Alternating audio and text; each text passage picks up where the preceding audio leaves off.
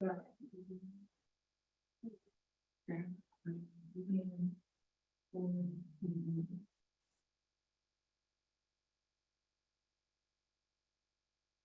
I believe we are still in questions. We don't have a motion on the floor. Go ahead, Director Strong. Thank you. Through the chair, I'm just curious if staff can remind me, when did we secure the housing agreement for Furry Creek? At what point in the process?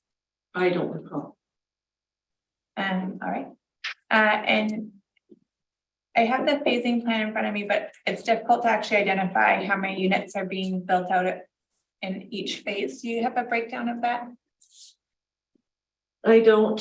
There is a phasing plan in the staff report.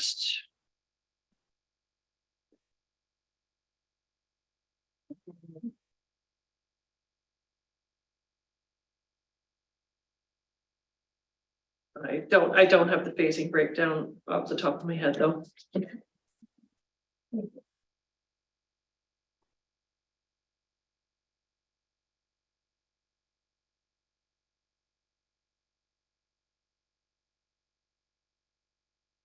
Are there any other questions?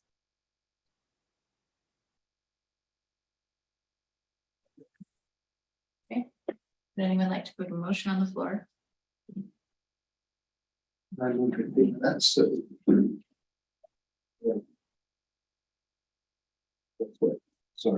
That bylaw 1739 Yeah. and bylaw 1740 be read a second time. Yes. Do I have a seconder for that motion?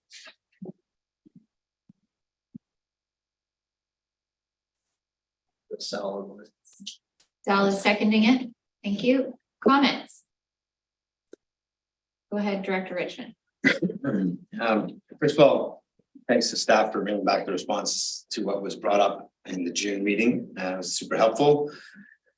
Help clear up some of the stuff in my head. I still do have a couple of concerns around the phasing of affordable housing, but as per Director Needham's comments, it sounds like we have the mechanism to deal with that through the agreement. So that's helpful. Similarly, transit, sounds like we have the ability to have a proper conversation about transit contribution moving forward. Because I think that's really important, recognizing that this community, neighborhood, whatever we're calling it, will have considerable impact on the highway and on our eventual transit system. As for the workforce housing, I do worry that we might miss an opportunity to have some of these conversations now, but I will take the response through staff as provided in the report. I will say that I'm still not satisfied with the delivery of the recreation facility in phase 4. What that means is we will have 2,800 people living in this community without any recreation facilities. Then potentially we could start the development of the recreation facilities, which could take years. Or if things change in the market and the developer chooses not to go ahead with phase 4 for some time, we could be years of having a community without a recreation facility with a population of 2,800, which is a lot bigger than a neighborhood in my mind. That's a community and they need recreation. So I think this is a largely enough form to send to approve second reading. I will support the motion on the floor, but I will give heads up right now, unless I hear differently from the community, I will not be supporting adoption unless the recreation facility is moved into phase 3 and that occupation of phase 3 is not allowed until a recreation service is provided in some form. I'm willing to discuss what that looks like, but I'm not satisfied with construction starting only at the beginning of phase 4. But I will be supporting the motion to go to public hearing. Thank you. Chris, Director Pettengill, go ahead. Yeah, thanks. I guess, and I've been in and out of the earlier phases as an alternate director. And even then, since the start of my involvement, I've had concerns about complete community. I spent a fair bit of time with the RGS, which I think is excellent, and the OCP. And by my reading, both expect a master plan community such as this to be a complete community. And in my mind, that doesn't not mean it's not a neighborhood of the community of Whistler. It's not a neighborhood of the community of Squamish. This is meant to be again, by our policy, a complete, I don't see that yet. And for me, I think, my question is it affordable housing if it's less expensive rentals for people commuting to Whistler? From my perspective, that's not, affordable housing is more than just the roof, it's the whole, where you work, your access to pieces, and I don't see that there. And I think that has a knock-on effect of putting a lot more burden on neighboring communities to fill in the pieces that are missing from this thing, which is not a complete community. And so then we get in this whole CAC discussion. I'm not sure how to resolve that, but if we're not going to do a complete community, I think CACs from neighboring communities becomes critical. And so I will listen to where my colleagues are, but right now I'm not very comfortable with second reading as is. And certainly, my preference is that we figure out a way to address the complete community. And that means most of the people who live there, work there, most people who work there, live there. And there's alignment between the types of employment. And we're not going to perfectly have a perfect guaranteed model, but I think I just can't even see the vision unless this is a retirement community with a surf park and then people don't need to commute to work and so on. I can't wrap my head around how this is a complete community. And so that's where I am stuck right now. So I'll listen to my colleagues. Director Stoner and then Director Rainbow and then Director Crompton. Go ahead. Thank you. Through the chair, I will tentatively support the second reading at this time. I think that a fair bit amount of work has been done by staff and the proponent, and thank you for answering the questions that the board raised last time. But similar to my board colleagues, there are some outstanding issues for me that I think would be hard pressed for me to support at third reading if this were to go as is. For me, that is a better understanding of the affordable housing and securing some form of housing agreement in advance of what is currently proposed. Not having an understanding of the differentiation between affordable housing and employee housing on site is concerning to me, and I think leaves too much ambiguity for the board, for our community, and for the developer going forward as to what is actually expected of those 150 units and who they're intended to serve over time. I also hear some concerns around the construction workforce and appreciate that this may not be the time to actually address that, but I do wonder if there's the ability to put in a provision around providing housing for all non-local construction workers during the development, because we do know that there's some real pinch points in terms of housing workers in our corridor. I am also continue to be concerned about the impacts that this development will have on the neighboring municipality, and would like to see some sort of clarity in what the cash in lieu of critical amenities and the impact on the municipal facilities just up the corridor will be. As previous directors have mentioned, the rec facilities as it sits at phase 4, that means there's a 2,800 additional population that will be coming to use the Brennan Park Ice Arena. We know that they're already supporting the swimming pool, which is fantastic, but we also know that we really deeply subsidize recreation and library services. And so those are the key areas to me where I see that because this is not a complete community, especially through build out, that there will be a requirement to support some of the impacts that we will definitely see on Squamish just up the street. Those are my comments for now. Thank you, Director Rainbow. Yeah, that's one comment that Chris just, sorry, Dr. Pettigal, that sort of prompted me to think this. When we're talking about a complete community, we're not talking about Britannia South, we're talking about Britannia total. If you look at the RGS, it's the total picture. So Britannia North, quite a substantial commercial development there, plenty of employment opportunity there. It's a pub there, a community hall, childcare, community garden, huge children's playground. You've got the mining museum there, which is an employer, which is getting a lot of people from Vancouver and Squamish. They'd much prefer to be having a local workforce. And then as the development, first phase of the development is the surf park, which will create employment again. So I think when you factor all of that in, that's a pretty good community. And a lot of people will be able to live there and work there and play there. And the surf park, you know, that becomes an amenity that is available to Squamish. And I think there'll be a lot of people driving down the highway to use that surf park. Now, admittedly, that's a user pay circumstance, but maybe that's something you should consider for Brennan Park as well. If you really think that hundreds of people are going to come up from Area D to use Brennan Park, have them pay. That's what other municipalities do. So, but obviously, as I move this, I completely support this. Thank you for your support. Director Crompton. Thanks, Chair. One quick question for Director Needham, if it's okay. Can phasing be adjusted after public hearing?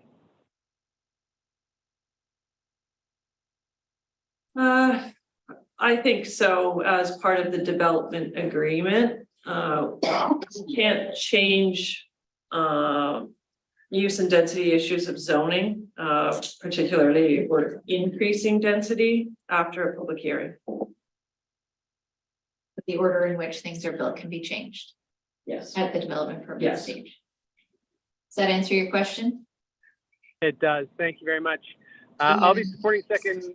Yeah, I'll be supporting second reading with two, I think, caveats. One, I understand that we have a development agreement on a development close to this one that has approved a per unit community amenity contribution to Squamish.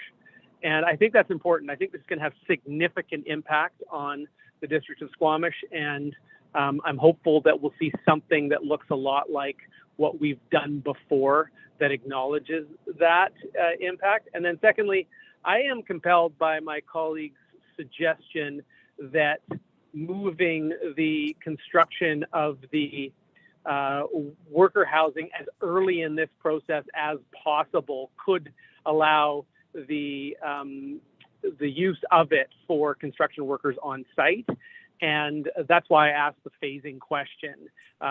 If this came back with a very early establishment of those units, those worker units, I think that it would strengthen the proposal in my eyes. Thanks for the opportunity to speak to this. Okay, Director Herford. Thank you. I'll start by saying there's actually a lot to like here, and I do appreciate all the work that has happened over the I suppose depending on who you talk to, how long it's been. I know it's been a long road to get to this point.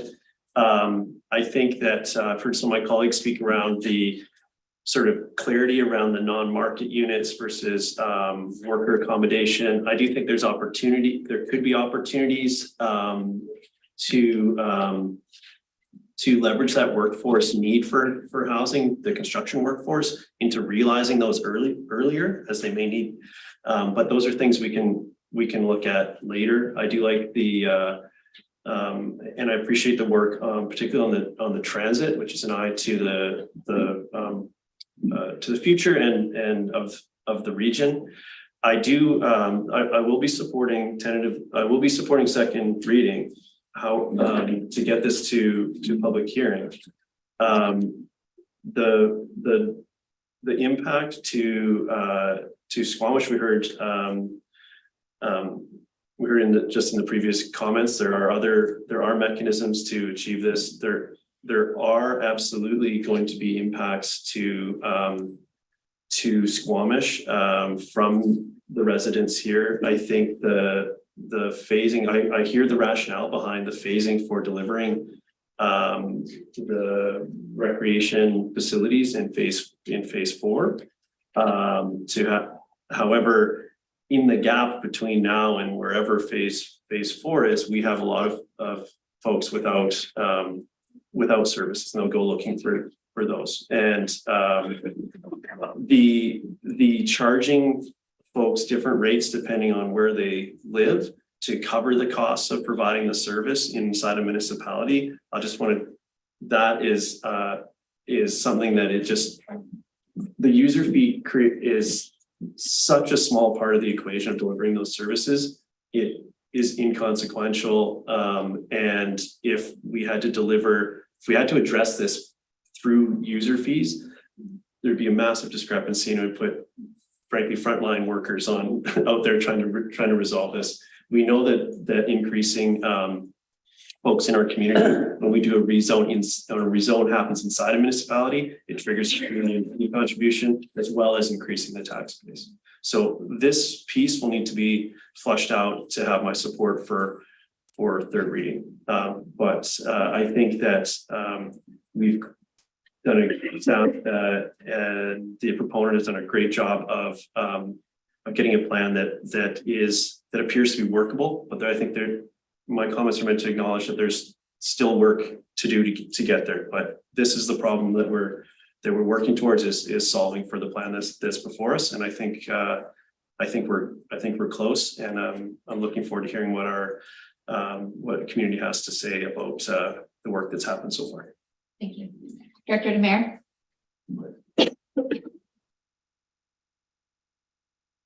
Thank you, Chair. I will be supporting this motion, and I really like what staff has brought forward to the questions that were asked.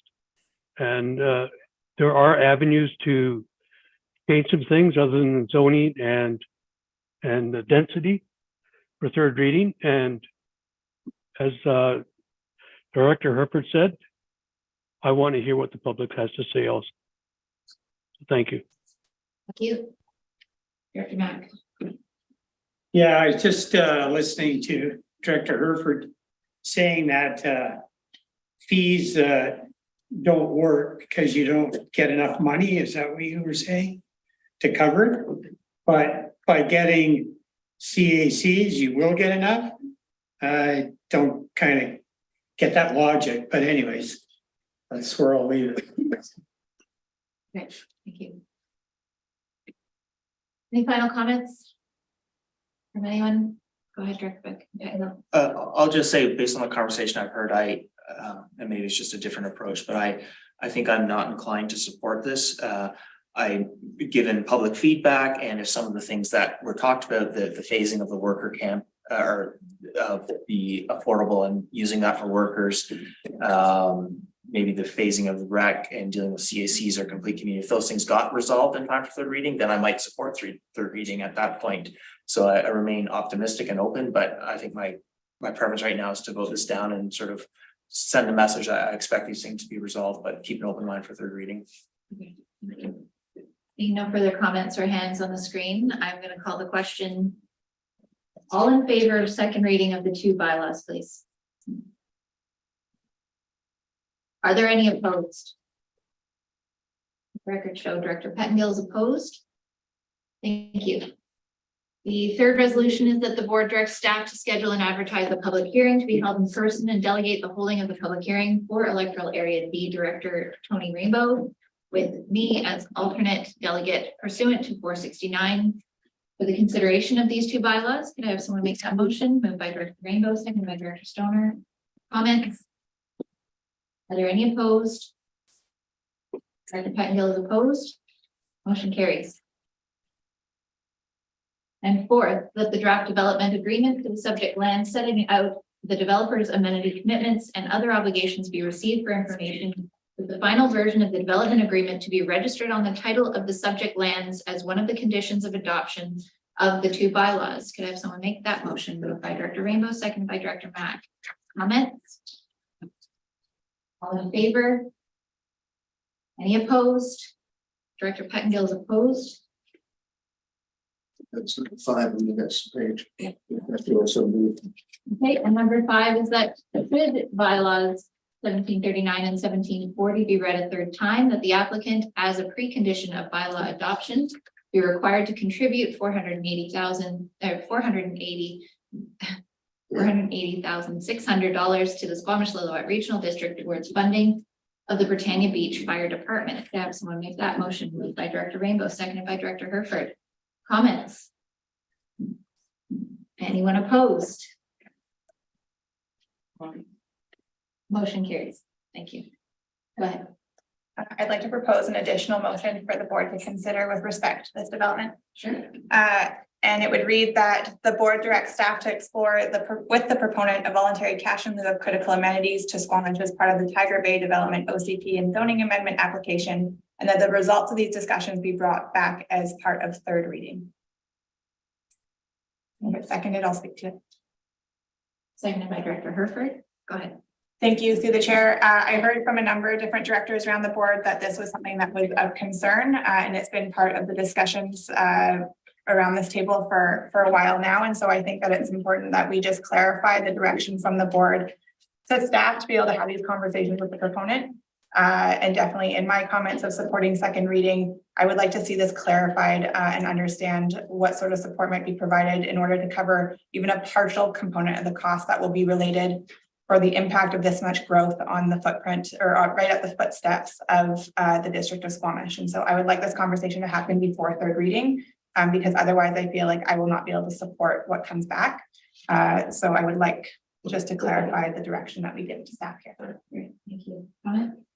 Yeah, thank you. Speaking in favor of the motion, I, in my comments on the original, on the previous motions, we're meant to capture this, but thank you for Councilor to Director Stoner for really sort of enshrining this and so we can provide some additional clarity around what's expected and particularly with the timing. So thank you for that. Happy to support and look forward to the outcome of those discussions.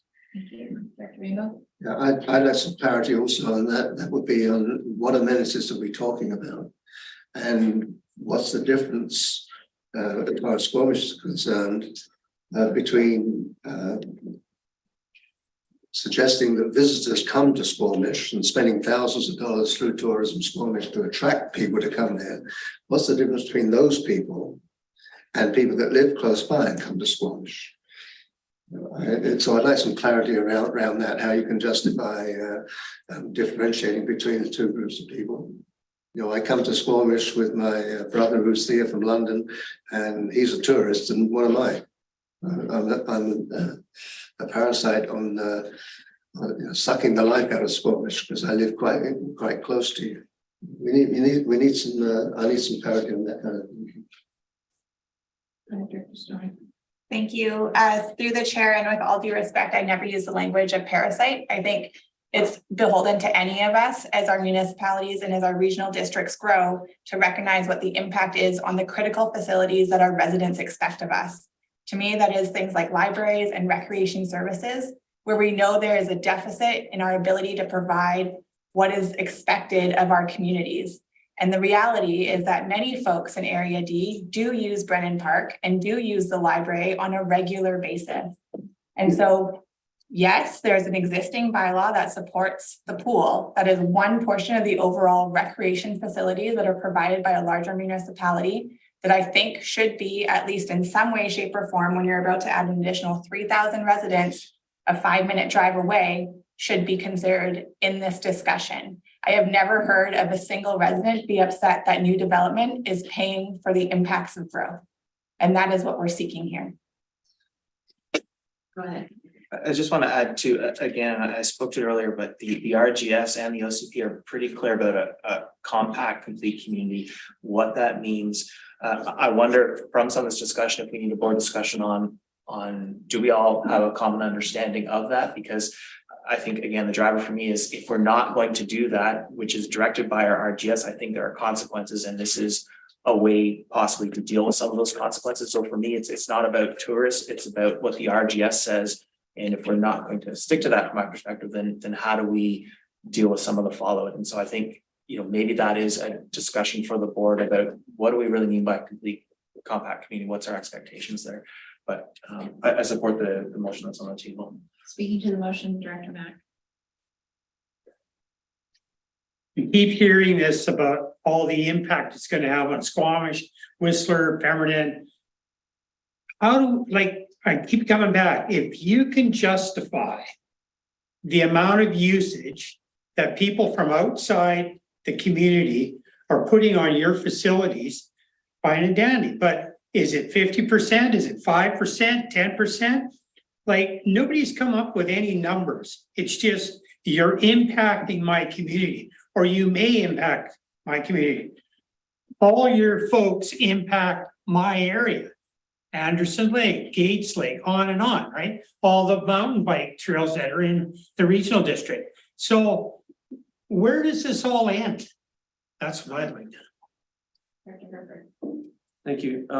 The motion before us is to go and have the conversation so we can define some of these pieces. I do find some of the language you used here extremely challenging. We're looking at having a conversation around the impact to the services in the community. I'd like to point out other regional districts. This is inverted, where the regional district is providing the recreation facilities and the adjacent municipalities are having this conversation. This is not uncharted territory for regional districts and municipalities to work with. And this is not meant to be punitive in any way. It's having a discussion and recognizing that the impact to the adjacent community is greater than zero. And how do we arrive at that, and what's the rationale? And that's what I hope for the outcome of this motion to be. I'm not being prescriptive with an amount. I'm not being prescriptive with any other pieces of this.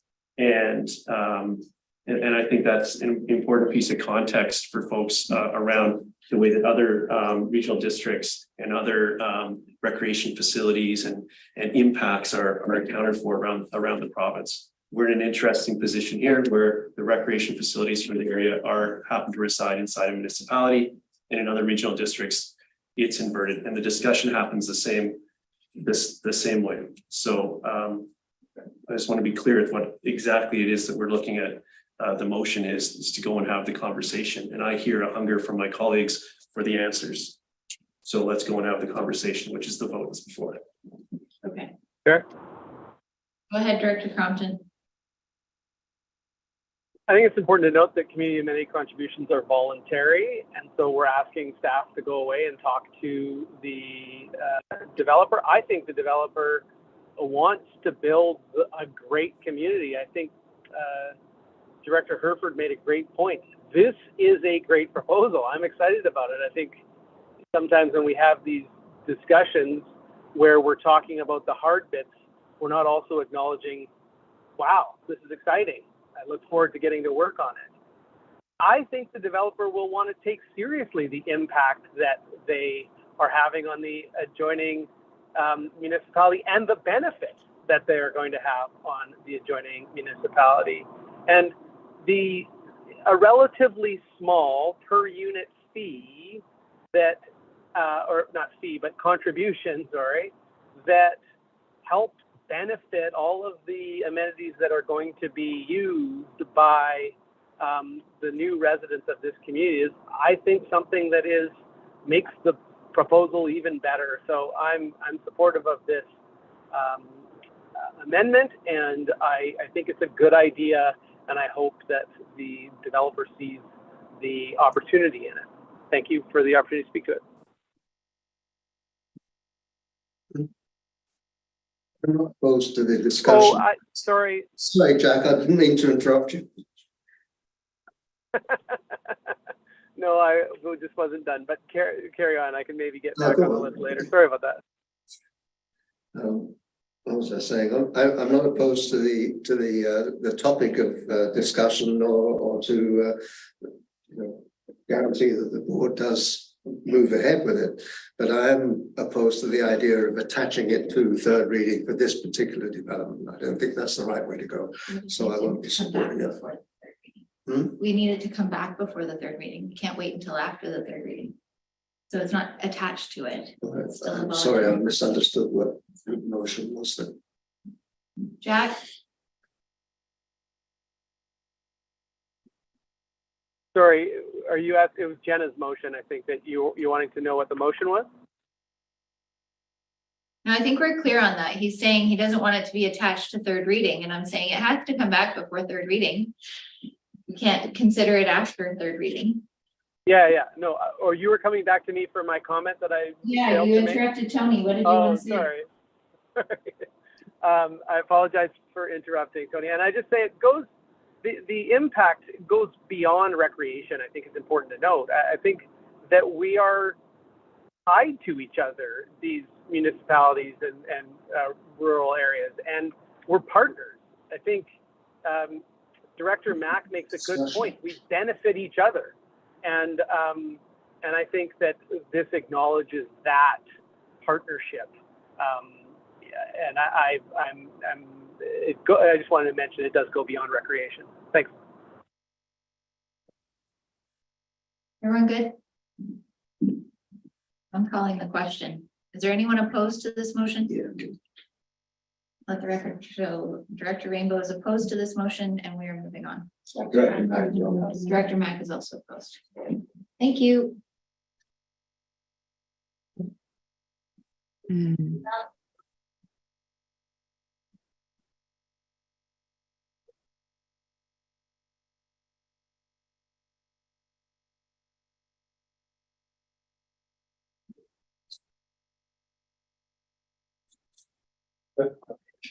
Oh, thanks. Yeah.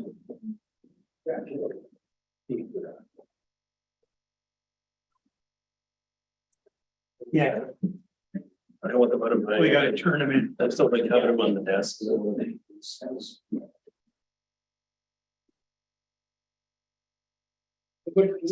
Yes, sure. Okay, recess, bio breaks. Let's do it. 5 minutes. Come back at 3:40.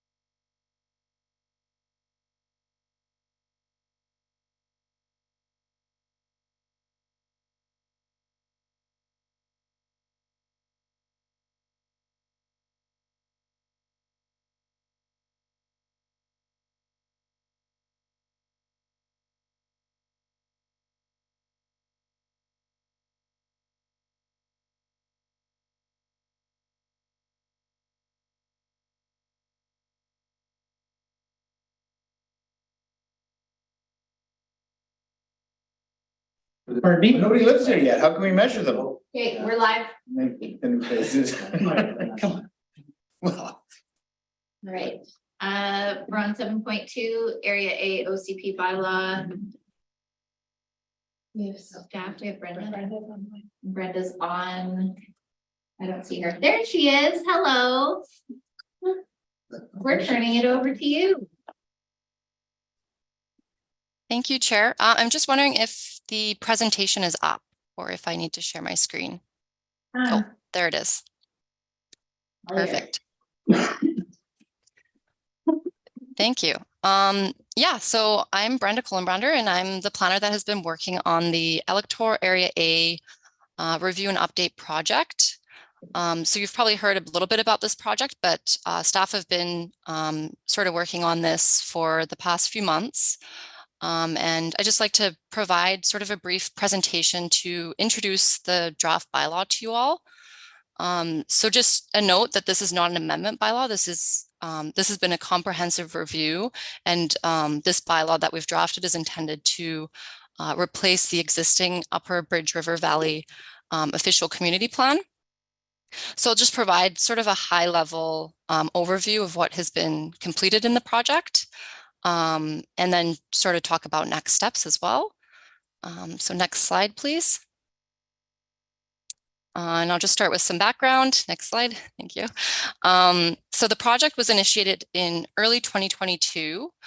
So staff have undertaken quite extensive background research and quite a bit of public engagement already on the project. So that's sort of what has informed the draft OCP you see today.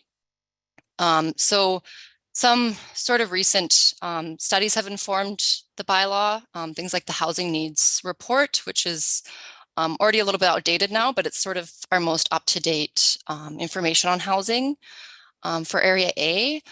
We've incorporated new census information. So, you know, we're looking at things like demographic shifts, stuff like that have taken place.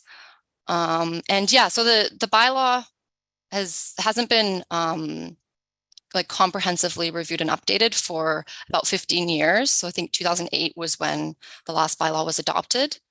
So yeah, the intent is really to update the OCP to the current context and sort of looking at community priorities over the next 15 to 20 years. So typically the lifespan of an OCP could be anywhere from 10 to 20 years.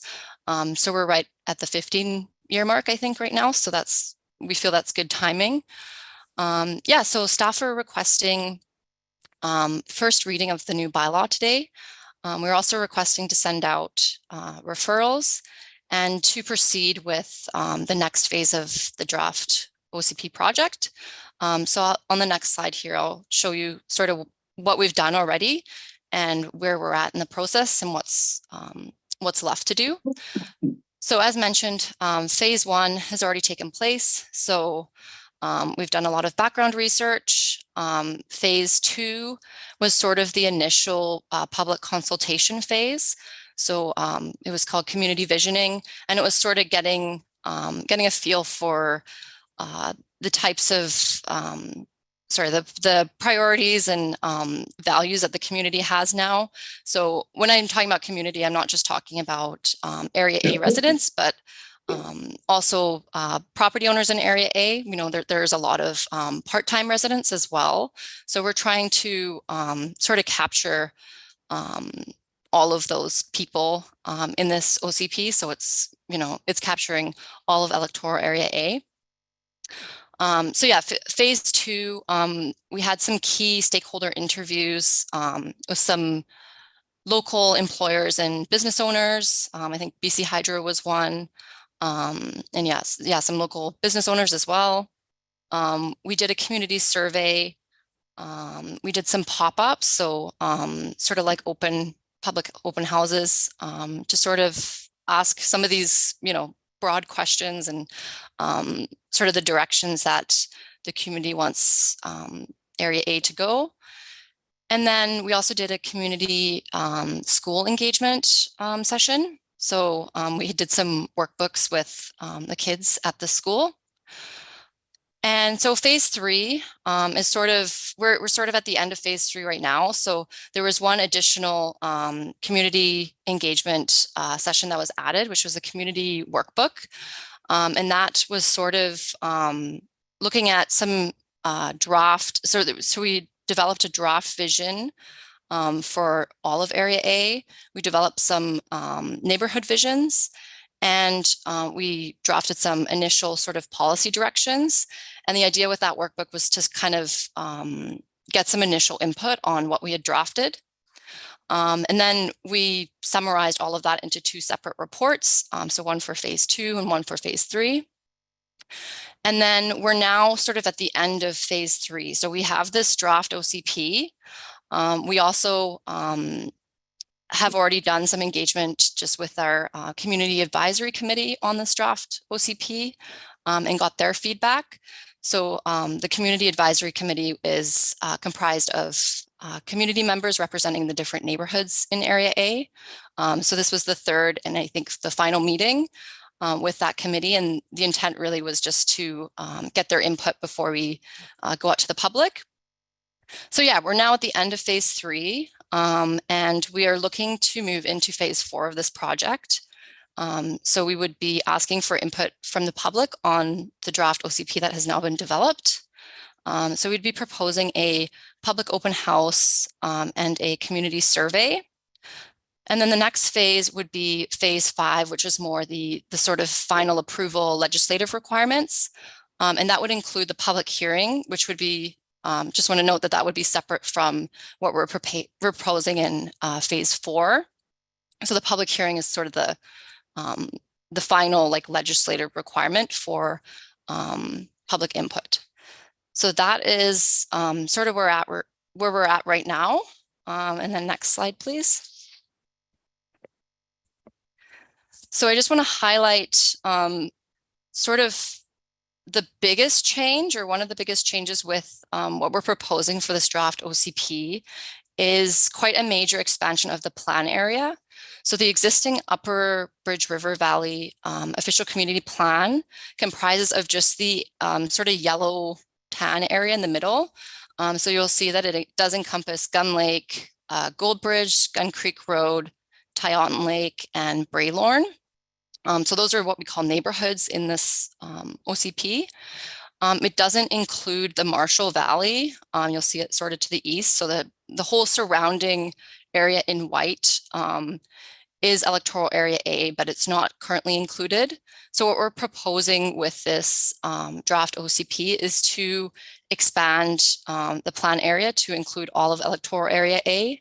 A lot of it is quite remote and not a lot of subdivision, but the Marshall Valley does have some residential properties and larger properties as well. So we feel it is important to expand it to include all of electoral area A.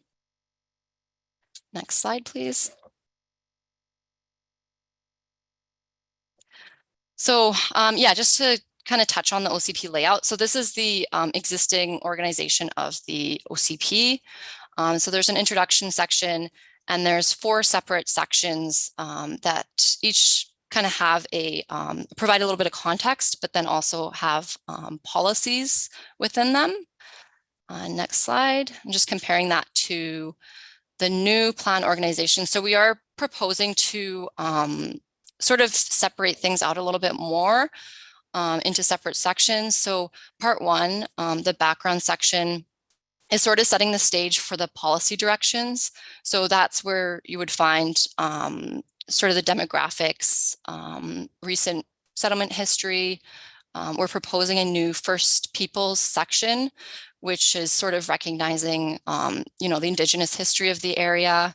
That's something that we felt was missing from the Upper Bridge River Valley OCP right now. So yeah, there's a number of sort of context pieces in the background.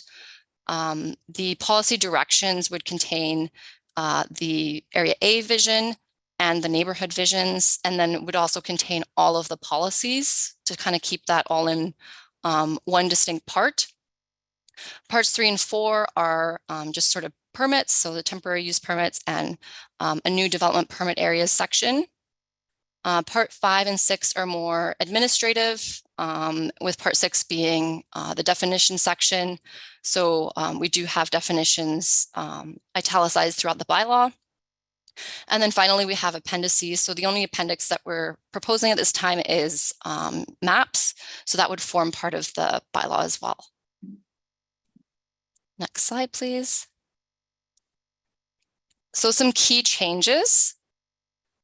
As I mentioned, the expanded plan area is probably the largest change that you'll see, and you'll see that reflected in the mapping as well. There's been redesign and reorganization of the bylaw. So we're trying to incorporate a lot more pictures and make it more visual for people. Development permit areas. So as mentioned, there's a separate development permit area section, but we're also proposing to make some changes with development permit areas. So there will be some updates that you'll notice to the development permit areas. And we're also proposing to remove the current form and character development permit areas, which are development permit area 4 and 5, and create a new development permit area for form and character that would apply for all commercial, multifamily, and industrial development that's at least 500 square meters. So it wouldn't apply for sort of smaller developments, but when there's larger scale things proposed, that development permit area would apply. We've got some neighborhood specific visions and policies. So really trying to recognize that, each neighborhood does have sort of unique values and priorities, and they are quite distinct areas. So trying to acknowledge that by having separate visions and policies related to those as well. We're proposing to remove the current special planning areas designation, as well as the hazard land designation. So there's sort of two pieces there. With the special planning areas, this is quite an outdated designation. It applies to, I think, 2 private properties and a piece of Crown land. And it was for a pretty specific proposal that's no longer being considered on those properties. And there's actually an OCP amendment bylaw underway right now. I think it's 1819, bylaw 1819, that would remove the special planning area from one particular property. So staff are kind of looking at this and, looking at what the OCP, the existing OCP says about these special planning areas. And it actually recommended that it was only in place for about 5 years. So it's been about 15 years since these were designated. So we just feel that they're probably not necessary on these properties anymore. And then the second piece with hazard lands. So again, this only applied to a couple of properties. So this could be, a little bit misleading because we do know that, things are changing with climate change, and this hazard designation has probably been in place for a long time. We do also have the recent geohazard assessment that was completed. So we know that there are more hazards than what's being shown on the mapping right now. So what we're proposing is to update the natural hazard policies within the OCP to sort of reflect the new findings of this assessment. And we're also proposing a new hazard map. So map 9, you'll see attached to the OCP, shows hazards based on this recent assessment. And it rates it from, I think it's very low to very high. So that's sort of supposed to provide a little bit more guidance on potential hazards. It is, of course, still up to the building inspector to determine when a geotechnical report is actually required. So that's sort of an overview of the changes. There are a lot of changes, and it is a new bylaw, of course. So that's probably not an extensive list, but those are sort of the key pieces. And then I just have a final sort of slide. One further, thank you. So this is the estimated timeline. If first reading was given today, this is sort of best case scenario, what we would be looking at. So we would want to move into phase 4 likely later in August or September. So that would include the community survey and public open house. And then, if we've been able to do the public engagement by early September, we're hoping that this could come back for second consideration for the September board meeting. And then we would be requesting scheduling a public hearing at that time as well.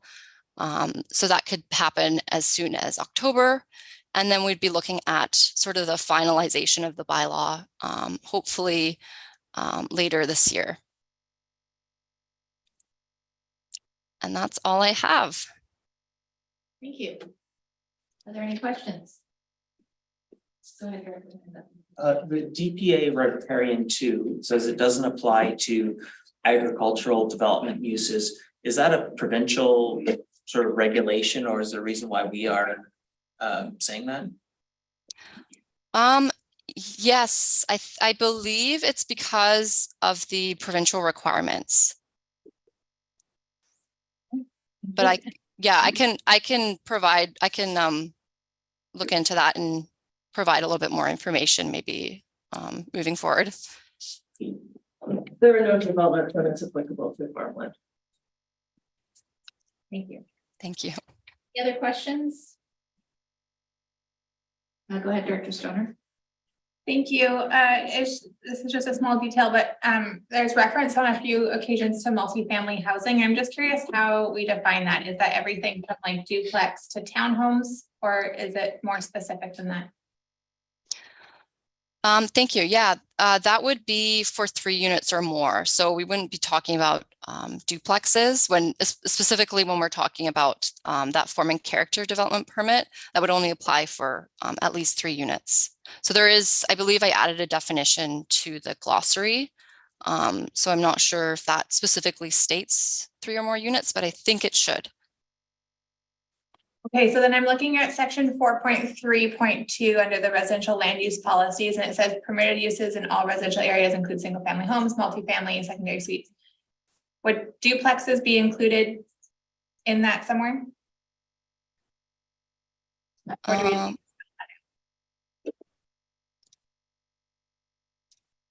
Sorry, yeah, it should be included under that. And perhaps it's because our zoning bylaw doesn't specifically differentiate between duplexes and multifamily.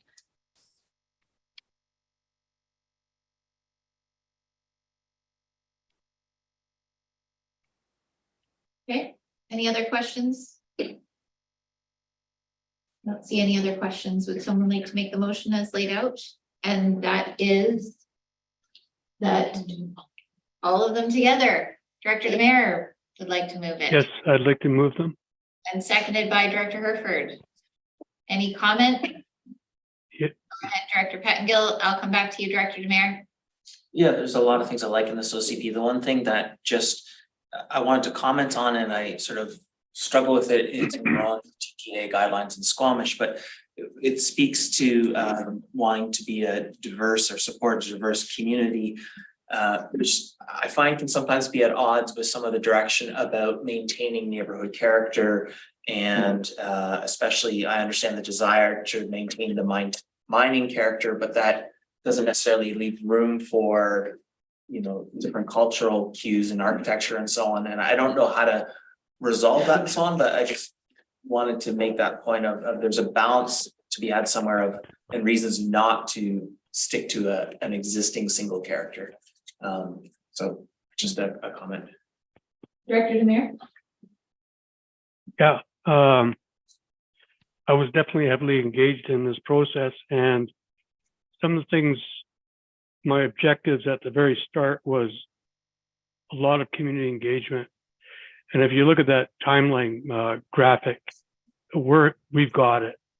And if you actually read the summary reports, the 2 of them, one from the survey and one from the community workbook, it's amazing how many comments were made and the diversity of the comments.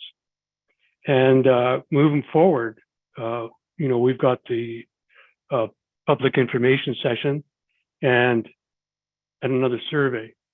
And that other survey to me is specific to that diverse comments that were put into the survey and the community workbook comments. I really wanted the whole area, and I talked a bit about it before, because we talked about natural assets. Well, that whole area A is phenomenal with natural assets, and we as the SLRD need to be stewards of the land along with our First Nations and Indigenous partners. So I'm glad to see that in there now, and I want to include all 6 neighborhoods this go around and have their visions. And we worked through that, and I think it'll see what comes from the public information session moving forward on that topic. Yeah, and I've got a comment that the staff, everybody that's worked on this, from Alex McKay that started it, to Brenda, who's done just a phenomenal job at creating this document. It's fairly fresh with all the pictures and the way it's all laid out. The layout is it's great. I can't say enough about the work that she's done on that. So yeah, those are my comments. Yeah, Director Stoner. Yeah, thank you. Through the chair, I think that this is really phenomenal work and great to see the early and frequent amount of engagement that has happened in the community. There's just a few things that jumped out to me that I just have to flag at first reading for staff and board consideration as this moves forward. The first is I really appreciate the addition of the first people section in the draft document that we have before us, but I still feel like it's fairly low down. You have to get pretty far in before you actually read the recognition of unceded territory. And so consideration of either moving that section up to the first component under the context section or referencing it earlier under the plan area, just to really clarify that the work that we're doing is on unceded traditional territory.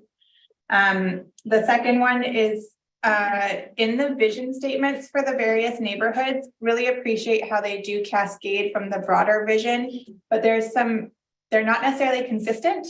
And so I think just making sure that they are. So for example, for Marshall Valley, it's a sustainable place to recreate, and then Braylorn, it's just a place to recreate. But the actual definition thereof does refer to doing so sustainably. So just making sure that the language there really does cascade through all the different neighborhoods, I think would be helpful just for clarity of reading. Thanks. Any other comments? Okay.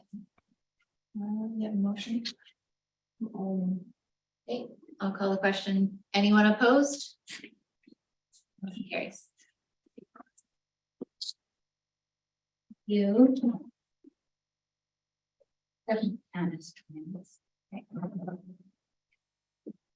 We're now on 7.3 special events bylaw number 1247-2012.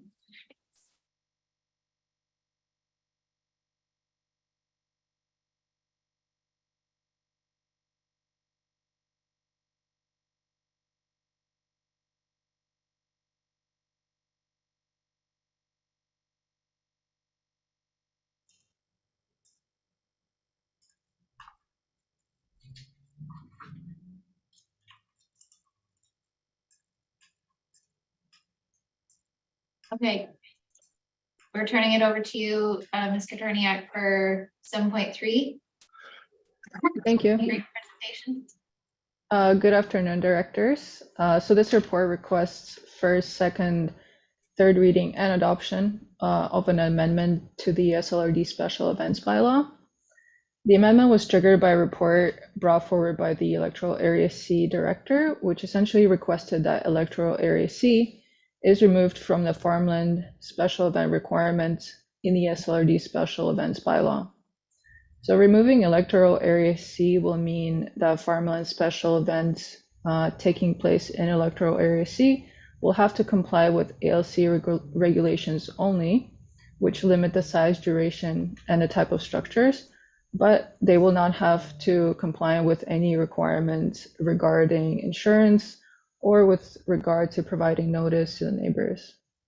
So that pretty much summarizes the amendments, and please let me know if you have any questions. Are there any questions? Would you like to move it? I'd like to move it. Moved by Director Mack, seconded by Director Rainbow. Comments? Seeing none. Anyone opposed? You're opposed? You want to speak to that? No? Okay, thank you. Thank you, Ms. Katerniak. Thank you. Bye. That was first three readings, and now moving adoption, please. Moved by Director Mack, seconded by Director Rainbow. Call the question. All in favor? Any opposed? Motion carries. Pardon me? Still opposed. Still opposed. Thank you. 7.4 Service Establishment Amendment Bylaw 1802-2023, adoption of the invasive species management and control.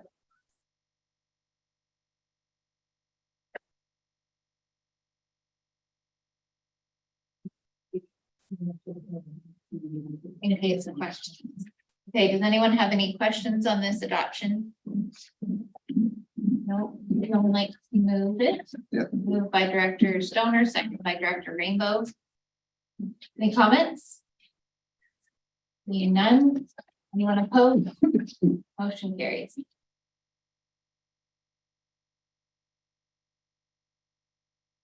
Great. We're now on 8.1, CAO verbal update. Nothing at this time, Chair. Thank you. Your last chance. It's your last meeting. Your last chance. Okay. All right. All right. 8.2, there's an information report for quarterly development applications report. They have some delivered seats. Moved by Director, second by Director Pettengill. Anyone opposed? Motion carries. And now we're on 8.3, SLRD organizational health and engagement initiatives requiring budget allocation. Ms. Hey, thank you, Chair. I'm Monica Litsky, Care Manager for the SLRD. The main purpose of this report in 8.3 is the approval of additional funding allocation for recommended organizational health and engagement initiatives at the staff level. And it's also an opportunity to provide the board with an update on this work that's happened for the past year. So last year, one of the priorities that was identified for the corporate work plan was organizational health and engagement. And several activities have occurred since last fall to prioritize this, including staff surveys, as well as the creation of an internal organizational health and engagement committee. The work has resulted in the committee making 13 recommendations to improve overall organizational health and engagement at the staff level. So this is the first time the SLRD has really put a focus on employee engagement, and this work also goes hand in hand with the service capacity alignment initiatives as a supporting piece to the staffing and restructuring that has happened over the past year at the SLRD. And really, just simply put it, the purpose of this work is to ensure that employees at the SLRD enjoy working here and that they're engaged in the work they do for the regional district. I did also want to note that this work was undertaken with the intention to involve staff voices in the process. And the work wouldn't have been possible without staff, especially the folks that served on the internal organizational health and engagement committee. So there's quite a bit of information in the attachment of the report, so I won't get into too much detail, but if anyone has any questions or comments, feel free to raise them. Thank you. Any questions? Go ahead, Director Pettengill. Just on recommendation number 3, which is to update the job descriptions. In the context of the whole report, I was sort of presuming that might come with a price tag. Just, maybe people are doing a lot more and the job description, it's not a title change. So is there a reason why that's not the case, or is that something that we would just handle that separately in terms of pay scale sort of things? Go ahead. I think that would be handled separately. This is just many of the job profiles or job descriptions at the organization haven't been updated in several years, and many of the roles have sort of evolved since then.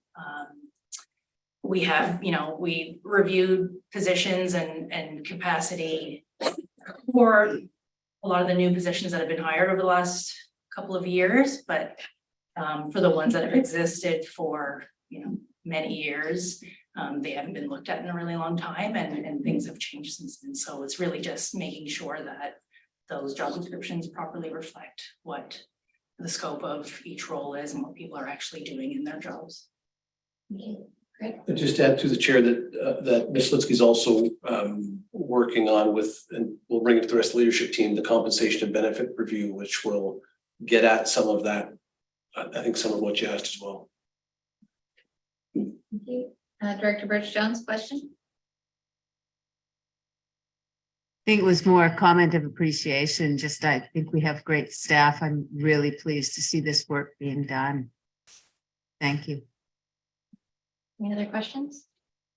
Go ahead, Tony. Regarding number 7, assess the possibility of a 4-day work week. I just wonder how flexible are they? Are we talking about the office being open, say Monday to Friday, and everybody working those 4 days? Or is it more sort of like a flex time for everybody that they work 4 or 5 days in a week? Or could it extend to where they could work 5 days one week, 3 days the next week? Yeah, the chair, this is just very preliminary, a recommendation that was put forward by several staff just to really enhance work-life balance.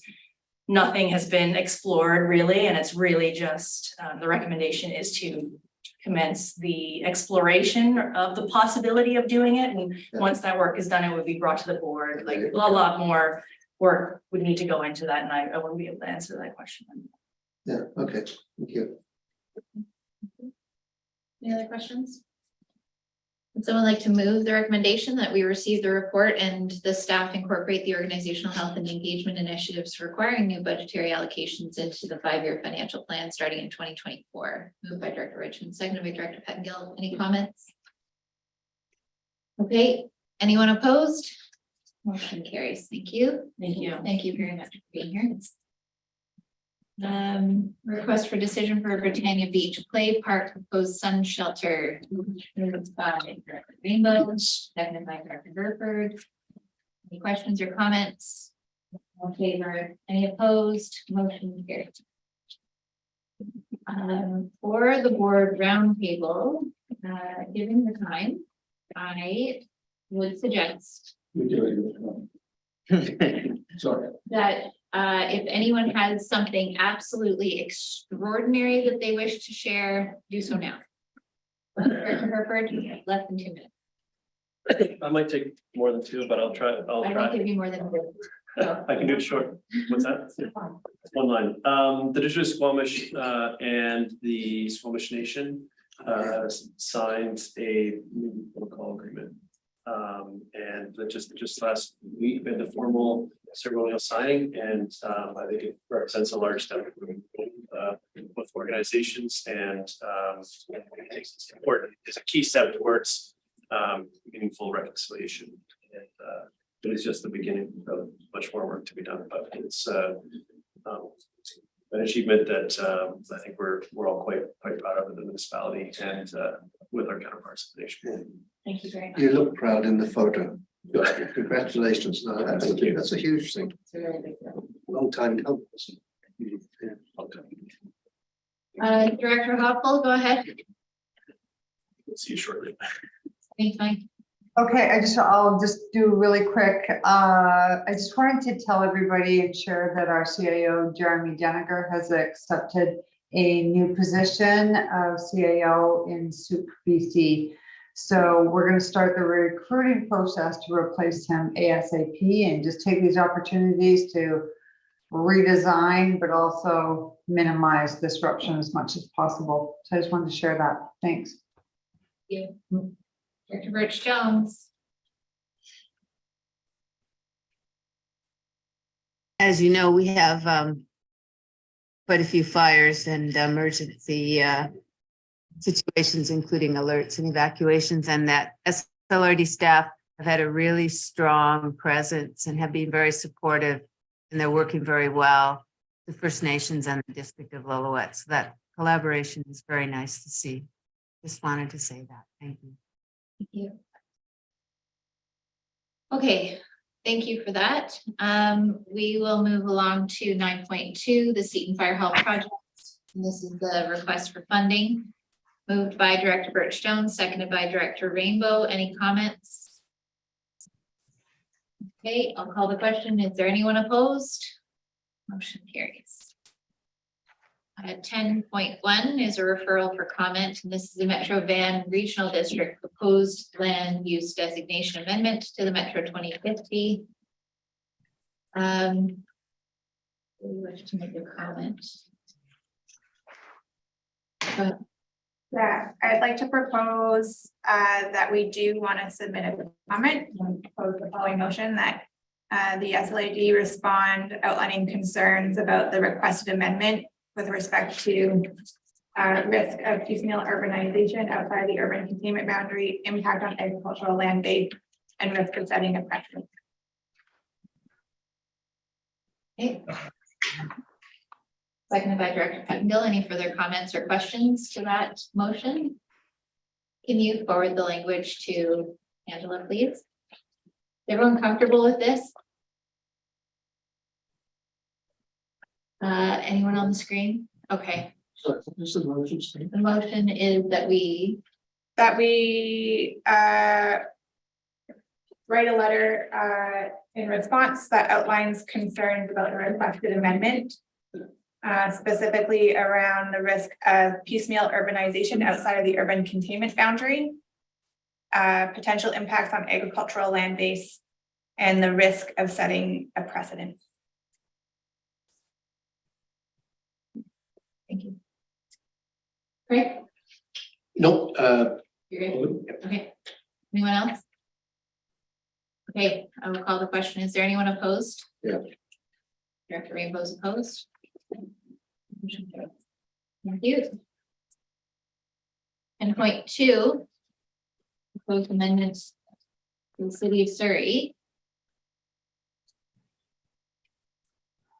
Chair Boyd. Yep. Sure, a comment from planning, Ms. Needham said to leave.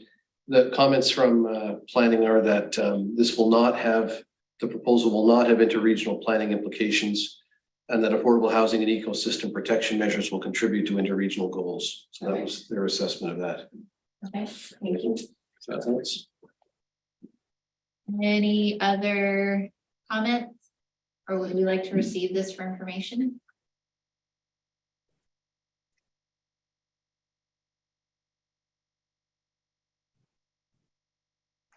Can I have someone make a motion that we receive this for information? Moved by Director Pettengill, seconded by Director Mount.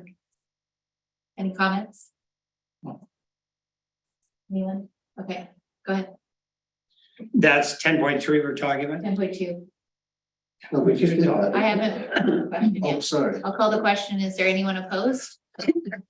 Carries. 10.3 is a request for funding from Birkin Recreation and Cultural Society for a community event. Moved by Director Mack. That and to come from Area C select funds. Can you do that here? Amenity fund. Did it was already down. Okay, that's fine. But specifically the recreational fund. Yeah, the recreational. Okay. Seconded by Director Herford. Comments? Is there anyone opposed? Motion carries. Lillooet Learning Community Society building purchase. This is from Area B PILT funds towards purchase of the building in Lillooet, currently known as Lillooet Community Connect Innovation Hub. Moved by Director Birch Jones, seconded by Director Rainbow. Comments? Is anyone opposed? Motion carries. Royal Canadian Legion Branch 66 in Lillooet, commercial kitchen and energy efficiency upgrades. Moved by, and this is Area B PILT funds. Moved by Director Birch Jones, seconded by Director Rainbow. Comments? Is there anyone opposed? Motion carries. Thank you. Any other late business? No. Sometime. Okay, so I have a motion that the additional late business items being considered at this meeting be admitted. Moved by Director Rainbow, It's in the agenda, but Oh. it was added after the agenda was initially released to the public, so it needs to be voted upon, right? It was part of the approval of the, so we don't need. The late business 12.1. Okay, all right, we're moving to 12.1. And this is a BRBCA request funding. Director Demare, go ahead. Yes, I'll have to declare a conflict of interest, as my daughter is an employee of the BRBCA and my wife is a director on the board.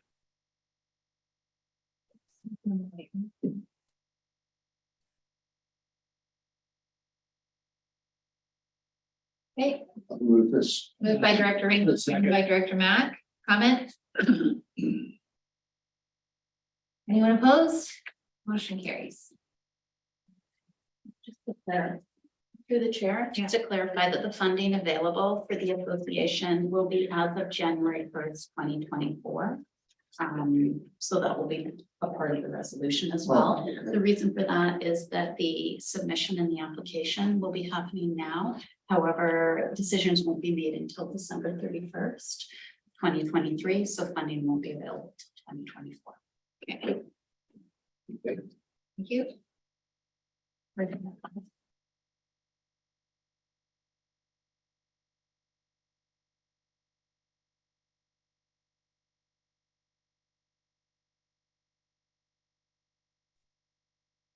Okay. Are there any notice motions? Seeing none? I think we shall call a recess until tomorrow. Or do we want to go back into closed, and I think we will be pressed to complete the rest of the closed today. That's the time, 4:22. How much you got left? If we reset, then we buy ourselves a little bit of time tomorrow morning. If we don't, we have to finish it. Right? We reset tomorrow. Recess. So they will hear Okay. more. Continue to close, just, I'll say it out loud. Yeah, yeah. Just that thing, yeah. And then. which I think is going to take more than 2 minutes. Yeah. We all agree? Yeah. Okay. I'm calling a recess of this open meeting, and we will adjourn tomorrow morning at 9 a.m. Thank you, everyone. Thanks.